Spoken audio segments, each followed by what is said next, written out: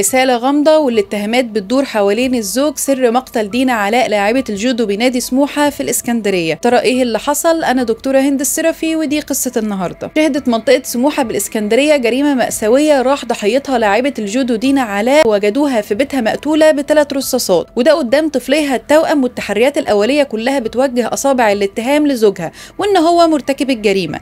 التحقيقات تبين فيها إن الزوج مصاب بطلق ناري وإنها كانت محاولة انتحار بعد ما قتلها، ولكنه اتنقل للمستشفى وما زال على قيد الحياة بس في حالة حرجة وتحت حراسة مشددة، منتظرين تحسن حالته الصحية علشان يتم استجوابه.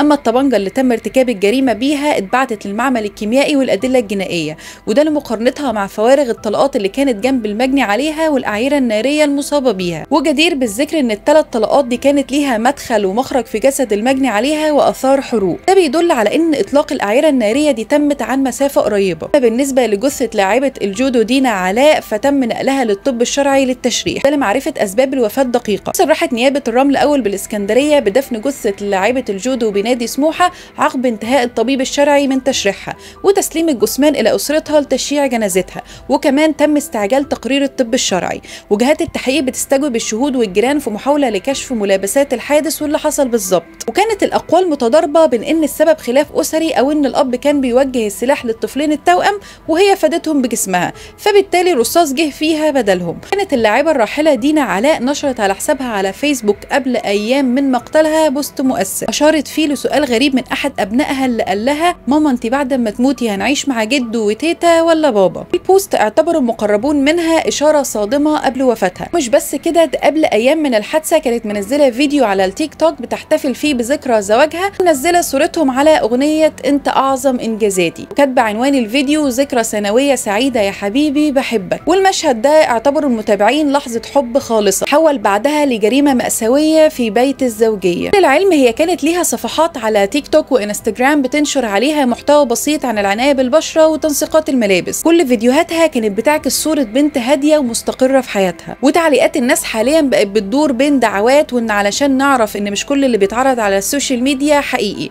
وكمان حسبي الله ونعم الوكيل، العين وحشة، وغيرها من التعليقات المماثلة. وجدير بالذكر إن نادي سموحة الرياضي نعى الفقيدة في بيان رسمي، وأكد النادي إن وفاة دينا علاء تمثل خسارة كبيرة للنادي والرياضة المصرية، إنها كانت بتتمتع بأخلاق رفيعة ومهارات مميزة داخل البساط وخارجه. تقدم وزير الشباب والرياضة الدكتور أشرف صبحي بخالص التعازي، مؤكدا إن الرياضة المصرية فقدت لاعبة متميزة، وعبر أصدقائها وزملائها عن حزنهم العميق لرحيلها المفاجئ، مشددين على إنها كانت معروفة بطيبة القلب وحسن الخلق. أخيرا نتمنى ظهور نتيجة التحقيقات والحقيقة في أقرب وقت، وبندعو للاعبة دينا علاء بالرحمة، بطلة الجودو وبطلة كأم في حياة أطفالها. ترى إيه اللي هيحصل الأيام الجاية؟ أنا دكتورة هند السرفي ودي كانت قصة النهاردة.